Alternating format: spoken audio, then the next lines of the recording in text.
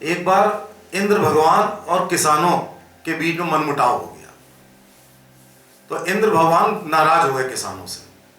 तो इंद्र भगवान ने श्राप दे दिया कि भाई अब 12 साल तक तुम्हारे खेतों में हम पानी नहीं देंगे, पानी नहीं बरसेगा। अब किसान बड़े परेशान, ये कैसे इंद्र देवता को खुश करें।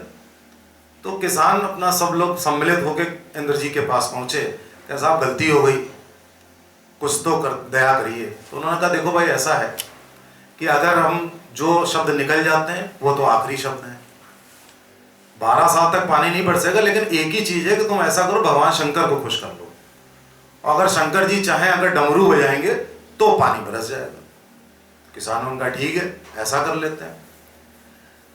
उधर किसान शंकर जी के पास जाते ही उसके पहले इंद्र जी चले गए शंकर जी के पास। उन्होंने कहा देखिए ऐसा है कि इन किसानों से मैं बहुत नाराज हूं, ये कभी मेरा ध्यान नहीं करते थे, कभी मेरी पूजा नहीं करते थे पानी बरसाने के लिए। अब मैंने पिंड छुटाने के लिए ये कह दिया है कि आप जो है जब डमरू बजाएंगे तभी पानी बरसेगा, तो अब आप ऐसा करिए कि डमरू ना बजाइएगा।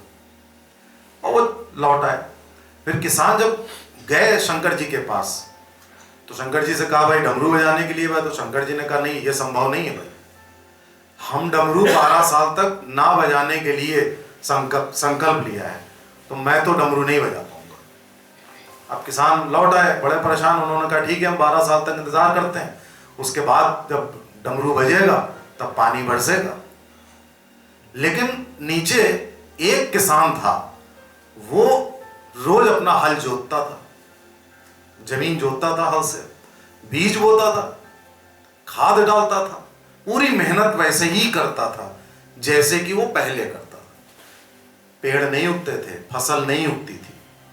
तो सारे किसान उसकी हंसी उड़ाते थे कि ये कितना बड़ा बेवकूफ है, जब एक बार बात डिसाइड हो गई कि 12 साल तक पानी नहीं बरसना है तो ये क्यों करता है ये मेहनत। 3 साल हो गए उस किसान को ये काम करते करते।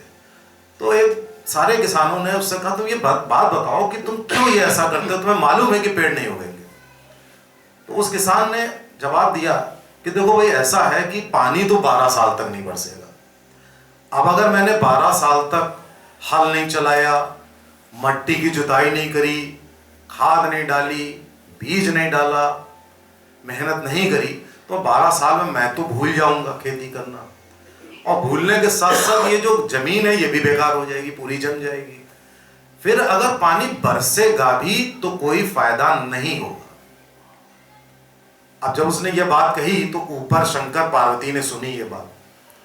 तो पार्वती जी ने कहा कि देखो ये किसान कितना ज्ञानी है, कितनी बढ़िया बात कह रहा है, और ये इतनी बढ़िया बात कह रहा है तो भी आपको तरस नहीं आ रहा है।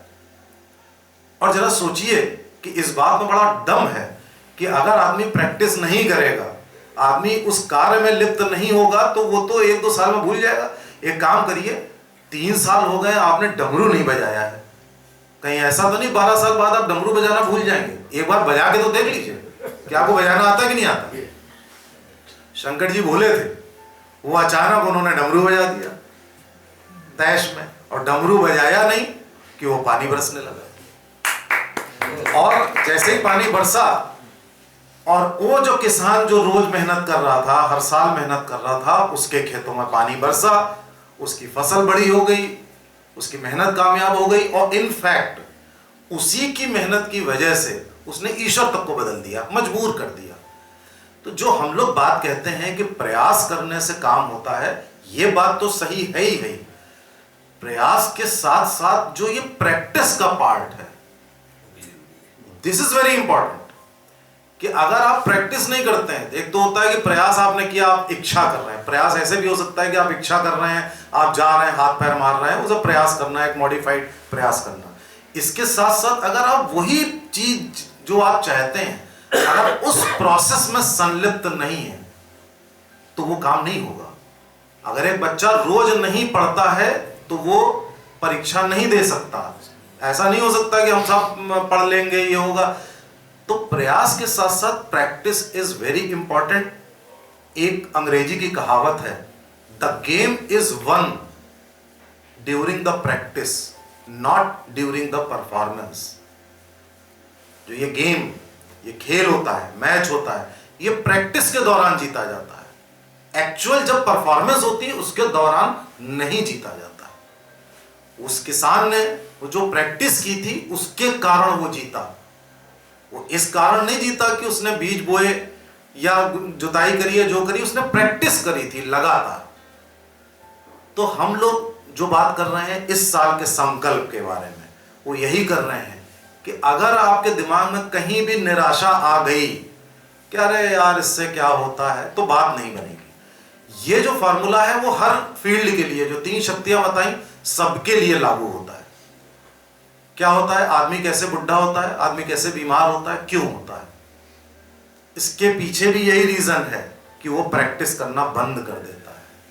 प्रैक्टिस क्या होती है कि जैसे ही वो 60 साल का होता है उसके मन में एक निराशा आ जाती है, वो चुपचाप बैठ जाता है, प्रैक्टिस नहीं करता है।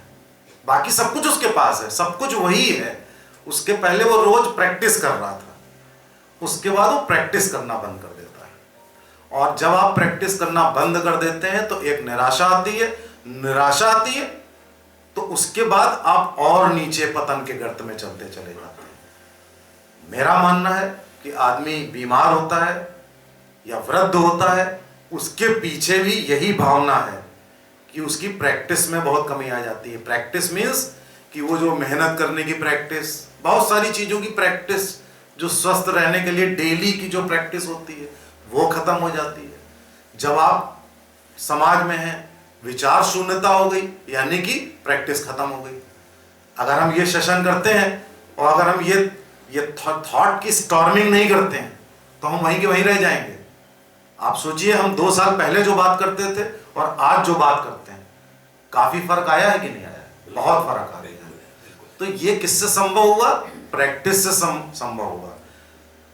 कई बार ऐसा होता है कि आप में से कई लोग थोड़े से निराश हो जाते हैं, सब लोग निराश हो जाते हैं कि अरे यार ये तो हो गया, स्टैग्नेशन बोलते हैं उसको, कि यार कहीं पे जाके काम करके क्या होगा, अब तो उम्र हो गई है, आराम से बैठो यार, सड़क पे जाके काम करेंगे तो क्या हो जाएगा।